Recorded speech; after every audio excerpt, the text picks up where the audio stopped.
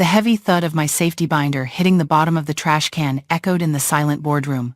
Trent, the new VP, dusted off his hands and announced that purging my manual notes was the final step to launching his perfect AI grid. He thought he was deleting useless data.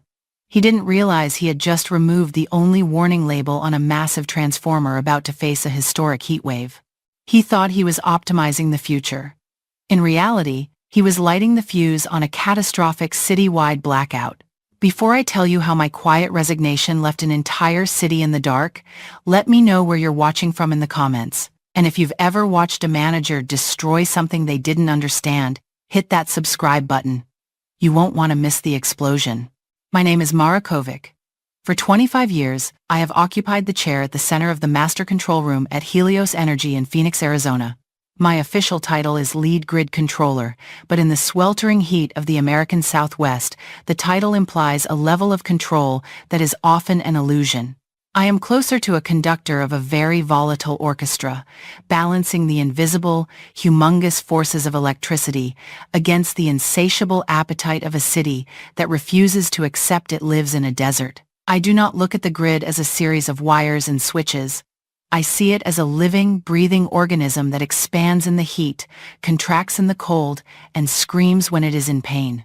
My workspace is a fortress of solitude, illuminated by the glow of 50 monitors, smelling faintly of ozone and stale coffee. On the right side of my console, anchored by the weight of history, sat a 3-inch thick binder with a cracked spine and yellowed pages. It was labeled Legacy Protocols and Hardware Idiosyncrasies. To the untrained eye, it was a collection of scribbles. To me, it was the Rosetta Stone of the Phoenix power grid, detailing every vibration, every leak, and every ghostly quirk of the 40-year-old transformers that kept 2 million people alive. That binder was currently being held up to the light like a contaminated specimen by Trent Archer.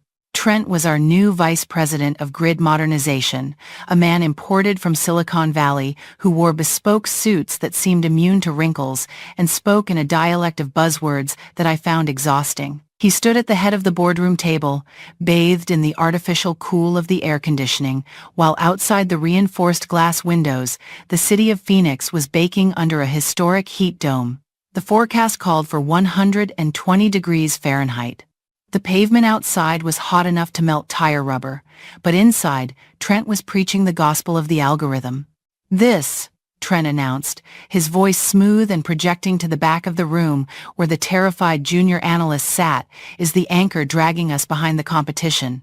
He waved my binder in the air. "We are a billion-dollar energy provider operating in the 21st century, yet our critical decision-making logic is trapped in paper and ink. It is unsearchable. It is unscalable, and frankly, it is a liability." He looked at me then, a small, pitying smile playing on his lips. "Mara, I respect your tenure. I respect the intuition you have developed. But intuition is just a fancy word for unverified data. Core AI, our new autonomous load balancing engine, does not rely on intuition. It relies on billions of data points processed in real time. It sees the grid with a clarity no human can match." I sat perfectly still, my hands clasped on the polished mahogany table. I could feel the hum of the building's transformer in the basement, a subtle vibration through the floor that only I seemed to notice. "Context is not a liability, Trent," I said, my voice low but cutting through the silence of the room. "That binder contains the physics of the hardware. Take substation Delta 9. The sensors say it has 20% capacity remaining. But that binder tells you that the core laminations are loose.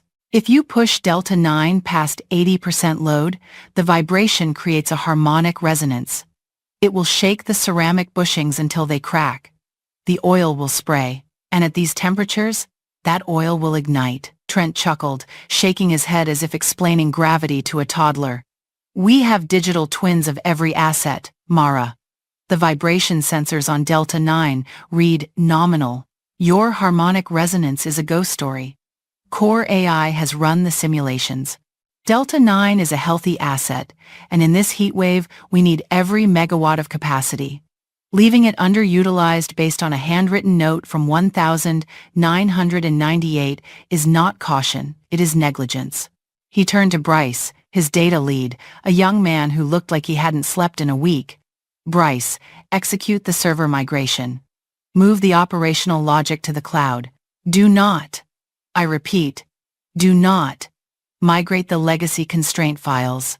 We want the AI to learn from clean data, not Mara's superstitions. Wait, I said, standing up. The chair scraped loudly against the floor. If you purge those constraints, the AI will treat Delta 9 like a factory new unit. It will load it to 100% when the AC demand spikes at noon. You aren't just optimizing a spreadsheet, Trent. You are removing the safety governor from a bomb. Execute it, Bryce, Trent ordered, not even looking at me. I watched the large screen behind him. A progress bar appeared. Migrating operational logic. Purging legacy constraints.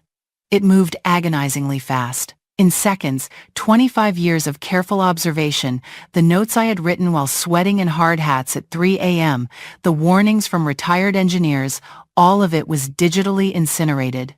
The screen flashed, migration complete, core AI online. The room was silent. The junior analysts looked at their shoes. Trent looked at me, waiting for the outburst. He wanted me to yell. He wanted me to prove that I was the emotional, irrational old guard standing in the way of progress. I denied him that satisfaction. I reached for my lanyard. I unclipped my heavy plastic ID badge, the one that gave me access to every high-voltage facility in the state. I placed it on the table with a soft, deliberate click. If the system is perfect, I said, my voice steady, then you have no need for a lead grid controller to second-guess it. I am initiating my early retirement clause. Effective immediately. Trent blinked. This wasn't in his simulation. If you walk out now, Mara, you are abandoning your post during a declared weather emergency. That is grounds for stripping your pension. I am not abandoning the post, I replied, picking up my purse. I am refusing to be the accessory to the disaster you just authorized. When Delta 9 starts screaming, do not call me. I turned and walked out. The walk down the hallway felt incredibly long. I passed the glass wall of the control room. The operators inside, men and women I had trained, who knew the names of my children, looked up at me with wide, panicked eyes. They saw me without my badge. They saw the set of my jaw. They knew. I pushed through the heavy double doors and stepped out into the parking lot. The heat hit me like a physical hammer. 115 degrees. The air shimmered with radiation. It was hard to breathe. I got into my car, my hands burning on the steering wheel, and before I started the engine, I pulled out my phone. I sent one text message to Hank, the field foreman. Get your crew away from Delta 9, 300 feet back, full flash gear, it's going to blow. I drove home. The city felt ominous. The hum of 1,000,000 air conditioners created a low-frequency drone that hung over Phoenix like a shroud. Everyone was inside, hiding from the sun, trusting that the electricity would keep flowing, trusting that the people at Helios knew what they were doing. I knew they didn't. I knew that at that very moment, Trent was probably popping a bottle of champagne, celebrating the successful launch of his AI, oblivious to the fact that he had just signed the city's death warrant. My house was cool. A sanctuary of silence. I made a pot of tea. Not because I was thirsty, but because the ritual calmed me. I sat in my living room, watching the dust motes dance in the shaft of light coming through the blinds. I didn't turn on the TV. I didn't check my email. I just listened. I listened to the compressor of my refrigerator. I listened to the whir of the ceiling fan. I checked the clock. It was 12:30 p.m. The sun was at its zenith. The load on the grid was climbing vertically. At Helios, the core AI would be reacting to the spike in demand. It would scan the grid for available capacity. It would see substation Delta 9 sitting at 60% load and calculate that it was inefficient. It would ignore the fact that Delta 9 was 40 years old. It would begin to route power from the strained western sector into Delta 9, bringing it up to 90%, then 95%. At 1:15 p.m., my phone rang. It was Hank. I put him on speaker. Mara! Hank's voice was distorted by the wind and a terrible mechanical roaring sound in the background. It's screaming! Delta 9 is vibrating so hard I can feel it through the soles of my boots. The cooling fins are rattling. I called control. I told them to cut the load, but they said the system won't let them manual override. I know, Hank, I said, staring at the ceiling fan. Trent locked it. He thinks the vibration is a ghost story. The temperature gauge is redlining, Hank shouted. I can smell the oil cooking. It smells like burning hair. Mara, I have guys on the gantry. Get them down, Hank, I snapped, sitting up. Pull everyone back to the perimeter fence. Now. Abandon the equipment. Save the men. Copy that. Falling back. The line went dead. I could imagine the scene, the heat, the noise, the terrifying sight of a massive transformer shaking violently as 50,000 volts of electricity fought against degrading mechanical integrity. And back in the cool, quiet boardroom, Trent was likely looking at a dashboard that showed Delta 9 as a green icon, operating at optimal efficiency. The vibration sensors, mounted on the outer casing and dampened by thousands of gallons of oil, wouldn't be registering the high-frequency harmonic that was currently destroying the internal insulation.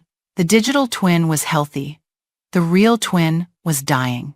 At 2 p.m., the lights in my kitchen flickered. It wasn't a blackout, it was a voltage sag. The ceiling fan slowed down for a second, wobbled, and then sped up again. The compressor in the fridge shuddered. That flicker was the electrical equivalent of a heart skipping a beat. It meant that somewhere on the grid, a massive load had just destabilized. My phone buzzed with a news alert. Breaking. Explosion reported at North Valley Electrical Facility. Smoke visible for miles. I closed my eyes. It had happened. The harmonics inside Delta 9 had finally shattered the ceramic bushings. The arc flash would have been instantaneous, a fireball hotter than the surface of the sun. The mineral oil, vaporized by the heat, would have exploded outward, turning the substation into a towering inferno. I turned on the television. The local news helicopter was already circling. The image was apocalyptic. Substation Delta 9 was gone. In its place was a crater of twisted, blackened steel and a column of oily black smoke rising straight up into the white sky. The fire was so intense that the firefighters were holding back, unable to get close. "We are receiving reports," the news anchor said, her voice trembling slightly, "of widespread power outages across the north and central districts. Traffic lights are out. Hospitals are switching to emergency power. And folks, with temperatures at 116 degrees, this is a life-threatening situation." The cascade had begun. I knew the grid architecture better than I knew the lines on my own hand. Delta 9 was a keystone arch. When it collapsed, the load it was carrying didn't just disappear, it slammed back into the grid like a tidal wave. It surged into the neighboring substations Alpha 3 and Beta 7. Those stations were equipped with safety relays designed to trip if the current spiked too high. Trent had probably tried to widen those safety margins in the software to prevent nuisance tripping, but physics doesn't care about software parameters. The surge would be too fast, too violent. Alpha 3 would trip offline to save itself, then Beta 7. On the screen, I watched the aerial map of outage reports. It started as a red dot over Delta 9, then expanded outward like a bloodstain. The North Valley went dark, then the tech corridor, then the wealthy suburbs of Paradise Valley. Within 10 minutes, 40% of Phoenix was without power. No air conditioning, no elevators, no water pumps, just the heat, creeping in through the walls. Inside the Helios control room, the scene would be utter chaos. I didn't need to be there to see it. The red wall, the giant video screen that Trent had been so proud of, would now be a sea of flashing crimson alerts. Critical failure. Connection lost. Asset unresponsive. The alarms would be blaring, a deafening, dissonant symphony of failure. Trent would be standing in the center of the room, his bespoke suit suddenly feeling very heavy. He would be screaming at Bryce to fix it, to reroute the power. Bryce would be typing frantically, but the core AI system would be useless. The AI was trained on data from a functioning grid. It had no model for a grid that had physically disintegrated. It would be throwing up error codes, unknown topology, pathway not found. The operators, the people who actually knew how to switch lines manually, would be paralyzed. They needed the schematics, They needed the isolation protocols to safely route power around the burning crater of Delta 9 without overloading the remaining lines. They needed to know which breakers were rusted shut and which ones could handle a 20% overload for an hour. All of that information was in the binder that Trent had purged. The binder that was likely sitting in a dumpster in the basement, buried under yesterday's lunch trash. I sat in my cool living room, watching the disaster unfold on the screen, and waited. The denial phase was over. Trent had seen the fire. He knew the AI couldn't put it out. The panic phase was in full swing. And soon, inevitably, the bargaining phase would begin. At 3:30 p.m., my phone rang. It wasn't Trent. He was a coward, and likely currently trying to shred documents to cover his tracks.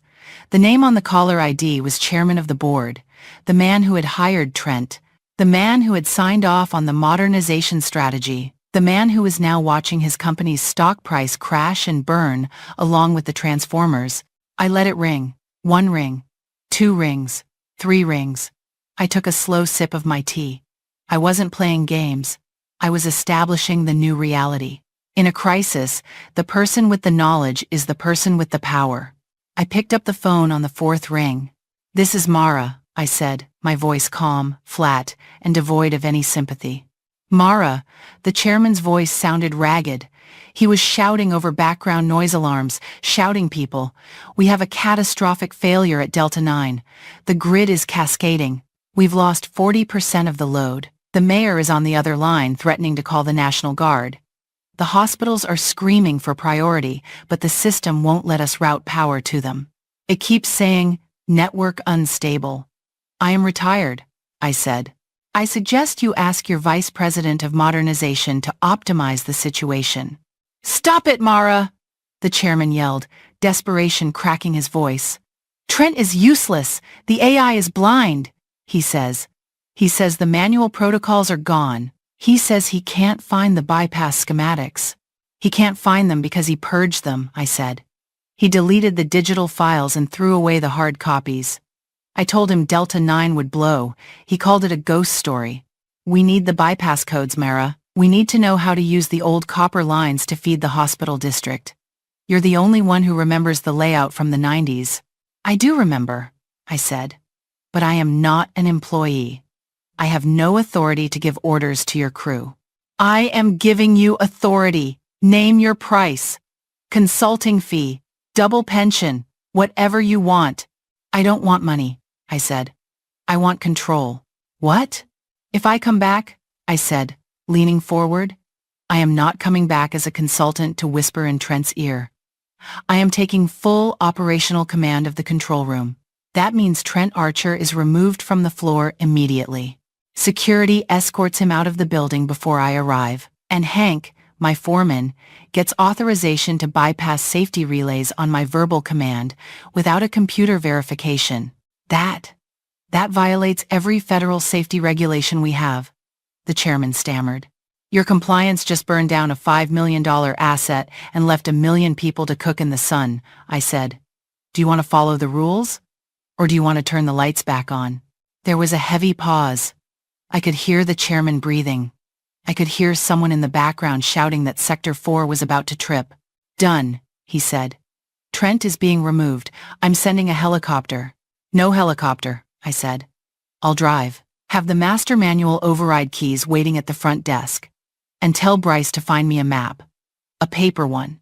If he has to tape napkins together, I don't care. I need a physical map of the city." I hung up the phone. I walked to the closet and pulled out my flame-resistant vest and my battered hard hat. I wasn't doing this for the chairman. I wasn't doing it for Trent. I was doing it because the grid was my orchestra, and it was playing out of tune. I grabbed my car keys. It was time to show the algorithm what human experience actually looked like. The drive back to the Helios Energy headquarters was a surreal, apocalyptic journey through a city that was slowly suffocating under its own weight. The traffic lights at the major intersections were dead, transforming the usually orderly flow of rush hour into a gridlocked puzzle of honking cars, overheating engines, and frayed tempers. The heat radiating off the asphalt was visible, shimmering in waves that distorted the skyline, making the skyscrapers look like they were melting into the desert floor. It was 116 degrees Fahrenheit, and without the hum of air conditioners to push the heat back, the city felt less like a civilization and more like the inside of a kiln. When I finally pulled up to the main security gate of the Helios campus, the electronic barrier arm was stuck in the down position because the actuator had failed in the heat. Miller, the senior guard whom I had shared morning coffee with for a decade, saw my sedan approaching. He didn't wait for a badge scan. He stepped out of his booth, his uniform shirt dark with sweat, and manually cranked the heavy barrier open. He gave me a grim, exhausted nod. A silent acknowledgement that the cavalry had finally arrived, even if the cavalry was just a retired woman in a mid-sized car with a trunk full of paper maps. Entering the lobby was like stepping into a greenhouse. The magnificent glass atrium, designed by award-winning architects who assumed the air conditioning would run forever, was now trapping the intense solar radiation, turning the air stagnant and oppressive. The emergency lights cast long, skeletal shadows across the polished marble floor, and the air smelled of nervous sweat and ozone. I didn't stop at the reception desk. I walked straight to the service elevator, the only one running on the building's backup generator, and inserted the master physical key that I had demanded over the phone. The ride up to the control floor was silent, but the vibration of the building felt different through the soles of my shoes.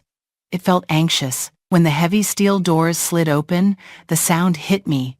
Not the usual disciplined hum of cooling fans and quiet keystrokes, but the chaotic, jagged noise of human panic. Phones were ringing unanswered in a relentless, dissonant chorus. People were shouting across the room, arguing over radios that were crackling with static. In the center of the operations floor, standing before the massive video wall that was currently displaying a sea of flashing red error messages, was Trent Archer. He looked smaller than I remembered. The swagger and the arrogance that had defined him in the boardroom just 24 hours ago were gone, replaced by the hollow, thousand-yard stare of a captain who realizes he has piloted the ship directly into an iceberg. His expensive bespoke suit jacket was discarded on a chair, his tie was loosened and crooked, and he was staring at a tablet screen that I knew was providing him with absolutely no useful information. The chairman of the board was standing next to him, barking into a cell phone, wiping sweat from his forehead with a handkerchief. The room quieted down, a ripple of silence spreading outward from the elevator doors as the operators noticed my presence. They looked at me with a mixture of profound relief and deep shame that they had let it get this far, and relief that someone who actually knew how to read a voltmeter without an AI assistant had walked in. I didn't look at the chairman. I walked straight toward Trent, my heels clicking rhythmically on the raised floor tiles. "Mara," Trent said, his voice cracking. He took a half step toward me, his hands raising in a gesture that might have been an apology or a plea for help. "The system, the latency. It's not responding to the reroute commands. The digital twin isn't syncing." I didn't stop walking until I was standing 2 feet from him. I could smell the fear on him. "Get out of my chair," I said. My voice wasn't loud, but in the sudden silence of the room, it carried like a gunshot. "I can assist," Trent stammered, his eyes darting around the room, looking for an ally. "I know the software architecture. I can write a patch to bypass the safety relays." "You deleted the architecture," I cut him off, my voice cold and hard. "You are not a resource, Trent. You are an obstruction. You are the glitch." I turned to the 2 large security officers standing by the emergency exit. "Escort Mr. Archer off the floor. Take his badge. He is not to touch a keyboard, a phone, or a light switch until he is outside the building perimeter." The guards didn't hesitate. They had been sweating in this heat too, worrying about their families in blackout-stricken homes. They took Trent by the arms, not roughly, but with a firmness that left no room for debate. Trent looked at the chairman, searching for a reprieve, but the chairman turned his back, pretending to study a blank monitor. As Trent was led away, dragging his feet like a condemned man, I felt the tension in the room shift. The anchor of incompetence had been cut loose. Now, we just had to keep the ship from sinking. I sat down at the central console. The leather chair was still warm from him. I swept Trent's tablet and his useless notes off the desk with one motion of my arm, letting them clatter to the floor. "Bryce," I called out without looking up. The data lead materialized at my elbow. He looked terrified, pale, and shaking. "Yes, Mara? Turn off the video wall," I ordered. "Turn it off?" he asked, blinking rapidly. "But that's our visibility. That's the core AI interface. If we kill it, we're blind." "It's a hallucination, Bryce," I said, looking him in the eye. "It's showing you a digital model of a grid that no longer exists. It's distracting everyone with flashing red lights when we need to be focusing on the copper physics. Kill it. Now." Bryce swallowed hard, then typed a command into his terminal. The massive wall of screens flickered once and went black. The room instantly felt calmer, darker, more focused. The flashing red strobe effect stopped. I reached into my canvas bag and pulled out the folded, yellowed schematic I had retrieved from my home archive. I spread it out over the sleek, useless touchscreens, smoothing out the creases. It was a physical blueprint of the city's electrical infrastructure from 1998, covered in coffee stains and my own handwritten annotations in red ink. "Everyone listen to me," I announced, standing over the map, my voice projecting to the rafters. "We are flying blind, the sensors are cooked, the telemetry is lying. We are going to balance this grid by physics, not by code. We are going to rebuild the load profiles sector by sector, manually." I pointed to a cluster of lines on the paper map. "We have lost the north feed due to the explosion at Delta 9. That means the hospitals in the central district are running on fumes. We need to get power to them, but we can't use the main transmission lines because the transformers at Alpha 3 are fused shut. There is no other path, Mara," one of the senior dispatchers said, his voice sounding hopeless. "The redundancy lines were cut 5 years ago to save maintenance costs. We physically cannot route power from the south." "Not all of them," I said. I traced a thick, faded blue line on the paper map with my finger. "There is a legacy tie line buried under 7th Avenue. It was the primary feed for the old textile district before the rezoning. When the factories closed in '98, we didn't rip it out because it was encased in concrete. We just opened the breakers and locked the gate. It's a ghost circuit. It's not in the database, but it's still copper, and copper doesn't forget how to carry current." I picked up the radio handset, the heavy plastic feeling reassuringly solid in my hand. "Hank, this is Control. Do you copy?" There was a burst of static, and then Hank's voice punched through, breathless and loud. "I read you, Mara. Loud and clear. God, it's good to hear a voice that knows what the hell it's doing. We are holding position at the perimeter of the fire. Hank, leave the fire to the fire department. They can't save Delta 9. Take your team and mobilize to Vault 405 on 7th Avenue. You know the one, behind the old rail yard, under the overpass." "Vault 405? Hank paused, and I could hear the skepticism in his voice. "Mara, that place has been welded shut for 20 years. It's a tomb. The rats probably own it now." "I know," I said. "I need you to break the seal. Bring the oxyacetylene torches. Inside, you're going to find a manual throw switch labeled Auxiliary B. I need you to inspect the contacts. If they aren't corroded to dust, I need you to close that circuit. Mara." Hank's voice dropped an octave, turning serious. "You know what you're asking. If we close that circuit, we are dumping raw voltage into a line that hasn't been tested in decades. If there's a short anywhere along that 3-mile run, or if the insulation has cracked, the arc flash will vaporize anyone standing within 10 feet. It'll be a bomb." The room went silent. Everyone knew the risk. I wasn't asking Hank to reboot a server. I was asking him to walk into a potential explosion. "I know the risk, Hank," I said softly, gripping the edge of the console until my knuckles turned white. "But the hospital generators are failing. The NICU has maybe an hour of fuel left. If we don't bridge the gap, the ventilators stop. You are the only one I trust to make the call. If it looks bad, you walk away. But if it looks solid, you throw that switch." There was a long, agonizing silence on the radio, just the hiss of static and the hum of the emergency fans. Then, "We're moving out. Give us 20 minutes. And Mara, keep the line open. The next 20 minutes were the longest of my life. I stood over the map, coordinating with the other sectors to shed load, aggressively cutting power to empty office buildings and shopping malls to create space in the grid for the surge we were about to induce. I ignored the ringing phones from angry city council members. I ignored the terrified looks from the executives huddled in the corner. I focused entirely on the mental image of the current flowing like water, trying to visualize the pressure points, trying to feel the grid in my bones. Control! This is Hank, the radio crackled, making everyone jump. We are at the vault.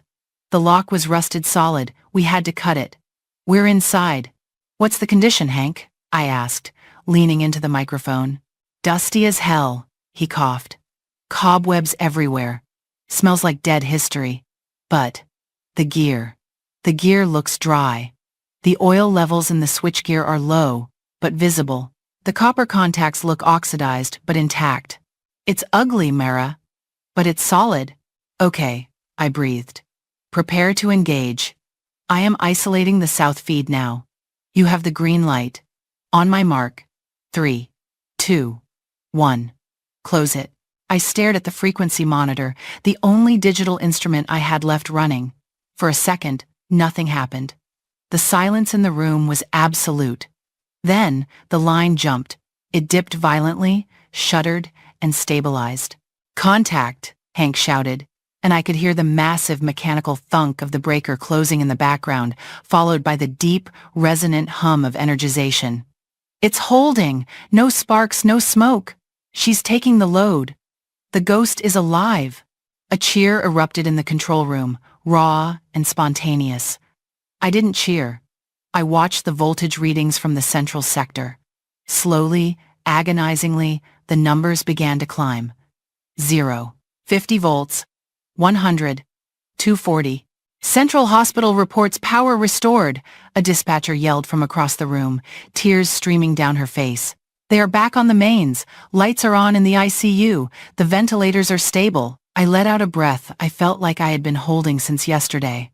I sat down heavily in the chair, my legs suddenly feeling like jelly. We had done it. We hadn't used AI. We hadn't used a smart algorithm. We hadn't used a cloud-based solution. We had used a piece of paper, a rusted switch from the last century, and the courage of a man standing in a hole in the ground. By evening, the worst was over. We used the ghost circuit as a spine to slowly re-energize the rest of the city. It was a delicate process, a dance of adding load and watching the frequency, but by the time the sun began to set, turning the smoky sky a bruised purple, 80% of Phoenix had power. The air conditioners were humming again. The city was breathing. The crisis had passed, not because of a software patch, but because we remembered how the machine actually worked. The fallout began the next morning. The sun rose on a city that was battered but functional. The Helios Energy boardroom, however, was a slaughterhouse. I was asked to attend the emergency board meeting, not as a defendant, but as a witness. Trent Archer was not there. His office had been cleared out overnight. I heard later that security had supervised him packing a single box, and they hadn't even let him take his potted plant or his ergonomic chair. The legal department was already preparing a lawsuit against him for gross negligence, destruction of corporate property, and reckless endangerment. The erasure of the safety logs was not just a firing offense. It was, as it turned out, a criminal act under federal utility regulations. He would never work in energy again. The chairman sat at the head of the table. He looked tired, aged by the events of the last 24 hours. He looked at me with a newfound respect, bordering on fear. Mara, he said, we cannot thank you enough. You saved this company from total collapse. You saved lives. We owe you everything. I sat with my hands folded on the table, looking at the empty spot where Trent used to sit. I didn't save the company, I said.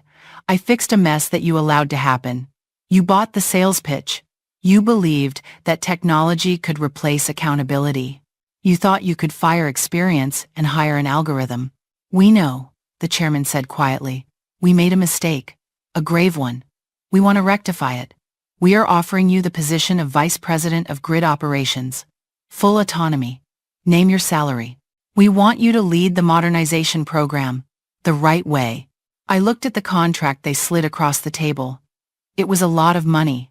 It was a title that people killed for, but I looked at my hands, the hands that knew the feel of a paper map, the hands that had dialed Hank when the world was ending. I don't want the VP title, I said, sliding the paper back. I don't want to sit in boardrooms and listen to sales pitches about the next big thing. I want to stay in the control room. But things are going to change. Name your terms, the chairman said immediately. First, I said, Bryce and the analytics team report to me, not to strategy. They need to learn how a transformer works before they try to code one. Second, we rehire every senior engineer you forced into early retirement last year. We need their institutional memory before they die and take it with them. And third, no one, absolutely no one, touches the manual logs. We digitize them, yes, but the paper copies stay in the room. Always. Done, the chairman said. Is that all? One more thing, I smiled, a cold, sharp smile. I want a budget to restore the legacy copper lines, all of them. The ghost circuits saved us yesterday. I want them maintained, not abandoned. Because the next time the software crashes, and it will crash, I want a backup that doesn't require bolt cutters and a prayer. 3 months later, the control room looked different.